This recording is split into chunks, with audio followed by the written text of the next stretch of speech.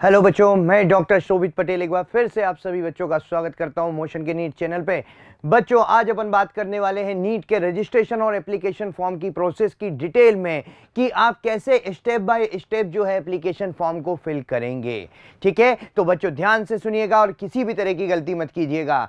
देखिए, यहाँ पर जब भी आप पहले तो आपको न्यू रजिस्ट्रेशन करवाना पड़ेगा। जैसे ही आप पेज पर जाएंगे, वेबसाइट पर जाएंगे, वहां पे न्यू रजिस्ट्रेशन आपके लिए आपको चूज करना है।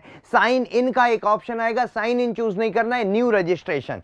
तो न्यू रजिस्ट्रेशन, क्योंकि पहले आपको अपने आप को रजिस्टर करना पड़ेगा, उसके बाद आप जब भी लॉगिन करेंगे तो डायरेक्ट साइन इन पे जाएंगे। तो रजिस्ट्रेशन में क्या क्या डिटेल आपको देनी है, देखिए यहाँ पर किसी बच्चे का फॉर्म स्टेप बाय स्टेप जो है जो भरा गया है उसके बेसिस पे हम आपको समझा रहे हैं, और इसमें हमने इसको ब्लर किया हुआ है जिससे कि उसकी आइडेंटिटी जो है वो डिस्क्लोज ना हो। तो सबसे पहले आपके सामने कैंडिडेट का नाम आएगा, फादर गार्जियन नेम आएगा, मदर का नाम आएगा, उसकी date of birth, gender, nationality, identity type. Identity type में आपको अगर आधार कार्ड डालना है, लाइक अगर जैसे डीएल के बारे में आपसे पूछेगा, पासपोर्ट पूछेगा, उसके अलावा जैसे आपको आधार कार्ड डालना है तो उसके लिए अदर पे आपको जाना पड़ेगा। अदर का एक ऑप्शन आएगा, वहां आप जाएंगे।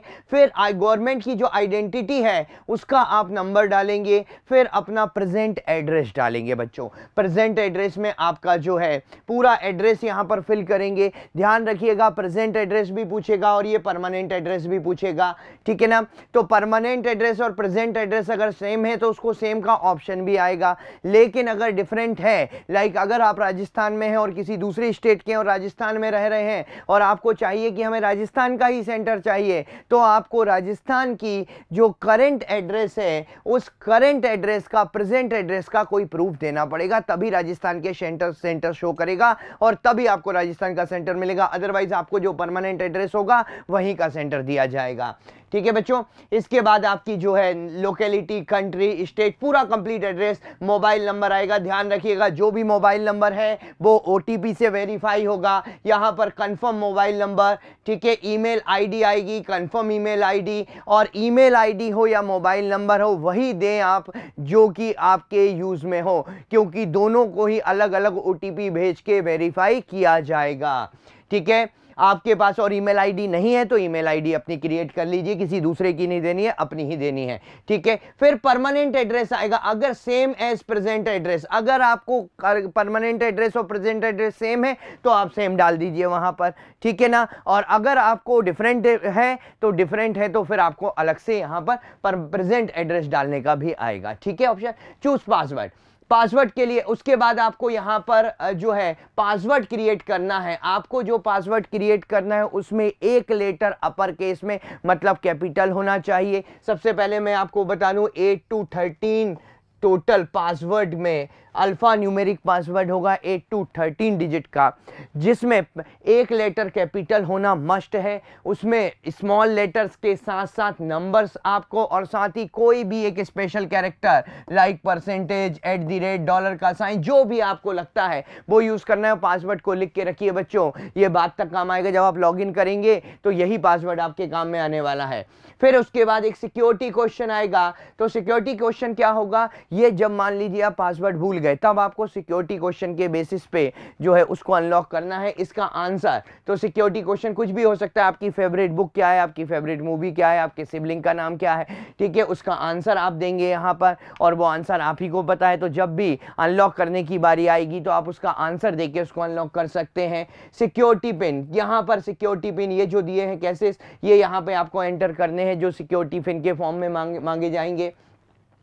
फिर यहां पर बच्चों अपन बात करें तो यहां पर फिर से अगेन आपकी पर्सनल डिटेल आएगी। अभी कॉन्टेक्ट डिटेल थी, पर्सनल डिटेल पे जाएंगे। फिर तो यहां पे आपका कैंडिडेट का नाम पूछा जाएगा, डेट ऑफ बर्थ पूछी जाएगी, जेंडर, फादर मदर का नाम, नेशनलिटी, उसके बाद स्टेट और UT from where 12th equivalent passed appear, मतलब आपने 12th कहां से करी है उसकी स्टेट आपसे पूछी जाएगी। ठीक है ना। ध्यान दीजिए, यहां पे 10th 11th 12th तीनों की डिटेल मांगी जा रही है बच्चों, लेकिन जो डॉक्यूमेंट आपको अपलोड करना है वो केवल 10th का करना है। ठीक है, लेकिन डिटेल तीनों की ही मांगी जा रही है यहां पर। अभी आगे देखते हैं। इसके बाद देखिए यहां पे आपकी कैटेगरी क्या है, क्या आप पीडब्ल्यूडी मींस फिजिकली हैंडीकैप्ड में आते हैं, ठीक ठीक है ना, क्या आप डायबिटिक हैं, तो ये सारी चीज़ें यहाँ पर आप अगर नहीं है ऐसी कोई दिक्कत आपको तो नो नो करते जाइए। यहाँ पर आपका प्लेस ऑफ रेसिडेंस कहाँ पर है, रूरल एरिया में है, अर्बन में है, ठीक है ना, एनुअल फैमिली इनकम क्या है, बिलोंग टू माइनॉरिटी यस और नो,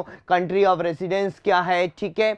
और उसके बाद यहाँ पर जो है do you intend to wear customary dress, मतलब यहां पर यह पूछा जा रहा है कि आप कोई ऐसा ड्रेस पहनना चाहते हैं ड्यूरिंग दी नीट एग्जाम, ठीक है, जो कि नॉर्मल जो अलाउ किया है इन्होंने डिटेल मतलब जो ड्रेस कोड में, उसके अलावा अगर आप कुछ एक्स्ट्रा ट्रेडिशनल या कोई चीज़ वेयर करना चाहते हैं जो आपके रिलीजन में आती हो, उसके लिए पूछा है। मोड ऑफ प्रिपरेशन, आपने कैसे तैयारी करी है, ऑनलाइन करी है, ऑफलाइन करी है, सेल्फ स्टडी करी है, उसका ऑप्शन आपको यहाँ पर आएगा। फिर सिक्योरिटी पिन अगेन, और आपको सेव और नेक्स्ट पे जाके क्लिक कर देना है। ध्यान रखिए कई बार ये सेशन लॉग आउट भी हो जाता है, सेशन टाइम आउट हो जाता है, लेकिन ये जो इंफॉर्मेशन आप घबराइए मत, अगर टाइम आउट हो जाता है सेशन तो आप फिर से लॉगिन पेज पे जाइए। अब आपको न्यू रजिस्ट्रेशन पे नहीं, सीधे साइन इन लॉगिन पे जाना है और अपने पासवर्ड आपको पता है क्योंकि आप पासवर्ड क्रिएट कर चुके हो, तो वहीं से आपको जैसे ही एंटर करेंगे ये डिटेल ऑलरेडी सेव हो चुकी होंगी और इसके आगे ही प्रोसेस करने के लिए आएगा, ठीक है ना। उसके बाद आधार, आपके आधार से रिलेटेड डिटेल पूछी जाएगी यहाँ पर, ठीक है। आधार में आपका नाम क्या है, आपका आधार नंबर क्या है, आपका जेंडर क्या है, एप्लीकेशन नंबर क्या है, ये सारी चीज़ें यहाँ पर पूछी जाएंगी जो कि आधार डिटेल में आएगी। उसके बाद बच्चों यहाँ पर आधार डिटेल के बाद जो है यहाँ पर फिर सबमिट और नेक्स्ट का ऑप्शन आएगा। जैसे ही आप सिक्योरिटी पिन एंटर करते हैं उसके बाद आपके पास आएगा apply for an exam centre detail. आप पहली बात तो अप्लाई फॉर, तो NEET UG national eligibility cum entrance test UG के लिए अप्लाई कर रहे हैं। मीडियम आपने हिंदी डाला है। देखिए हिंदी अगर या कोई रीजनल लैंग्वेज डालेंगे तो आपको इंग्लिश में तो पेपर मिलेगा ही मिलेगा, साथ ही साथ उस दूसरी लैंग्वेज का पेपर भी आपके साथ में आएगा। तो इससे आपको फ़ायदा ये होगा कि आपको रफ वर्क के लिए स्पेस ज़्यादा मिलेगी, ठीक है ना। और खाली अगर इंग्लिश डालेंगे आप तो इंग्लिश में ही पेपर आएगा फिर, और कोई रीजनल लैंग्वेज या हिंदी डाला है तो इंग्लिश के साथ साथ उस लैंग्वेज में भी पेपर आएगा बच्चों, ठीक है। फिर इसकी बात अपन पहले भी वीडियो में कर चुके हैं खैर, ठीक है। एग्जाम स्टेट, ठीक है, फर्स्ट चॉइस क्या है आपकी और सेकंड चॉइस क्या है आपकी, दो चॉइसेस दी जाएंगी बच्चों, यहाँ पर ध्यान दीजिएगा। और दो चॉइसेस में आपको वही स्टेट दिखाए जाएंगे जो आपने एड्रेस में डाले हैं, उसी के आसपास के एरिया आपको शो करेगा, ठीक है। ऐसा नहीं है कि आपने परमानेंट राजस्थान डाल दिया, करंट भी राजस्थान डाल दिया और आप सोच रहे हैं कि मैं यूपी में जाके एग्जाम दूं, वो आपको शो ही नहीं करेगा वहां पर, ठीक है। फिर उसके बाद फादर के जो डिटेल है, ठीक है। उसके बाद जो क्वालिफिकेशन है, ऑक्यूपेशन है फादर मदर का, वो पूछा जाएगा। अगेन आप सिक्योरिटी पिन डालेंगे, पेज आगे की तरफ मूव करेगा और यहाँ पर आपके 10th और इक्विवेलेंट डिटेल्स पूछी जाएंगी। और 10th की डिटेल के साथ साथ 10th का डॉक्यूमेंट भी अपलोड करना है लास्ट में बच्चों आपको। यहाँ पर 10th की पूरी डिटेल आपसे पूछी जाएगी, आपने कौन से बोर्ड से किया है, कितने परसेंटेज आए हैं, कौन से स्कूल से किया है, कौन से ईयर में किया है, ये सारी डिटेल्स यहाँ पर पूछी जाएंगी। इसके बाद बच्चों आता है यहाँ पर 11th की डिटेल्स आपसे पूछी जाएंगी। 11th का कोई भी डॉक्यूमेंट अभी अपलोड नहीं करना है, केवल 11th की डिटेल फिल करनी है, कौन सा स्कूल, कौन सा बोर्ड, कौन सा सिटी, ये सारी डिटेल, कितने परसेंटेज मार्क्स आए हैं, कौन से ईयर में किया है, ये सारी डिटेल आपको यहाँ पर फिल करनी है, ठीक है। इसके बाद अपन आते हैं 12th इक्विवेलेंट डिटेल। अगेन वही 12th की बात करें अपन यहाँ पर तो 12th के लिए भी आएगा कि पास स्टेटस क्या है, आप अपेयरिंग है तो अपेयरिंग है, तो कोड की जब बारी आती है बच्चों क्वालिफाइंग एग्जाम के लिए तो कोड 01 डालेंगे। जो भी अपेयरिंग है 12th में अभी और नीट दे रहे हैं उनके लिए कोड 01 है, और जो ड्रॉपर है उनके लिए कोड 02 है। और इसके अलावा जो कोड है 030 405 वो आपके इंफॉर्मेशन बुलेटिन में दिए हुए हैं। अगर आप ड्रॉपर के साथ कोई दूसरा कोर्स कर रहे हैं तो उन कोर्स के हिसाब से अलग अलग कोड दिए गए हैं, ठीक है। लेकिन 12th अपेयरिंग है तो कोड 01, ड्रॉपर है और कोई भी कोर्स आपने किसी भी बीएससी वगैरह किसी में एडमिशन नहीं लिया है तो आपके लिए 02 है फिर वो, ठीक है। तो इस तरीके से आप डालेंगे यहाँ पर। उसके बाद आपके पास आ जाएगा, ठीक है, यहाँ पर सिक्योरिटी पिन डालेंगे, अगेन ये पेज आगे बढ़ जाएगा और फिर आ जाता है यहाँ पे एडिशनल डिटेल में। एडिशनल डिटेल में ट्विंस के बारे में डिटेल पूछी जाएगी, क्या आप पहले नीट के एग्जाम में अपियर हो चुके हैं, यस या नो, ठीक है। इधर पे प्लेस ऑफ बर्थ पूछा जाएगा, स्टेट, डिस्ट्रिक्ट, फिर से आप सिक्योरिटी कोड एंटर करेंगे, फिर आप अगले पेज पर जाएंगे। तो अगले पेज पर जाएंगे इमरजेंसी कॉन्टेक्ट डिटेल बच्चों, यहां पर आप अपने पेरेंट्स के मोबाइल नंबर डालेंगे और ध्यान रखिएगा पेरेंट्स के मोबाइल नंबर भी इस बार ओटीपी से वेरीफाई हो रहे हैं। तो जब भी आप फॉर्म भरने बैठे पेरेंट्स को पहले इन्फॉर्म कर दें कि आपके पास ओटीपी आएगा, वो ओटीपी आपको हमें बताना है, ठीक है।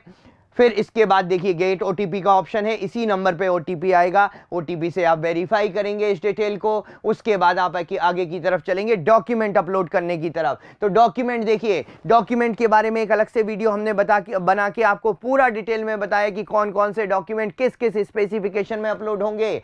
तो पहली बात अगर अपन करें, पासपोर्ट साइज फोटो 80% फेस के साथ, यहाँ पर पूरा जो है इसका स्पेसिफिकेशन दिया गया है। चूज फाइल करिए, आपने वो फोटो रखी हुई है सिस्टम में, फाइल चूज करके अपलोड पे क्लिक करिए। दोनों राइट और लेफ्ट दोनों के थंब और फिंगर सबके इंप्रेशन एक ही पेपर पे अपलोड करके दिए गए स्पेसिफिकेशन में आपको यहां पर फाइल चूज करके अपलोड करना है। जेपीजी फॉर्मेट होना चाहिए सभी का। सिग्नेचर भी आपको इसी तरीके से एक पेपर पे साइन करके, ब्लैक इंक वाइट पेपर, ठीक है। और जो यहां पर अपन थंब इंप्रेशन की बात कर रहे हैं, व्हाइट पेपर ब्लू इंक के साथ, ठीक है। और सिग्नेचर की बात करें, व्हाइट पेपर ब्लैक इंक के साथ आपको जो है इस स्पेसिफिकेशन में यहां पर फाइल चूज करके अपलोड करने हैं, ठीक है। फाइल कहां से चूज करनी है, फाइल आपने ऑलरेडी जेपीजी फॉर्मेट में कन्वर्ट करके आपके सिस्टम में रखी होगी, वहां से चूज करते जाइए, अपलोड करते जाइए। Post card size photo, post card और passport size photo same photo होना चाहिए, बस साइज का डिफरेंस होगा। ये 4x6 इंच की फोटो होगी जो आपको अपलोड करनी है। यहाँ पर कैटेगरी सर्टिफिकेट, अगर आप किसी कैटेगरी में आते हैं उसका सर्टिफिकेट अपलोड करिए। कैटेगरी का सर्टिफिकेट 1 अप्रैल 2022 के बाद का बना होना चाहिए, अगर पुराना है तो रिन्यू करवाइए। और फिलहाल के लिए फिर आप क्या करेंगे, वहां पे एक डिक्लेरेशन दिया हुआ है बुलेटिन में, उस डिक्लेरेशन को फिल करके उसको अपलोड कर दीजिए यहाँ पे कैटेगरी सर्टिफिकेट की जगह, ठीक है।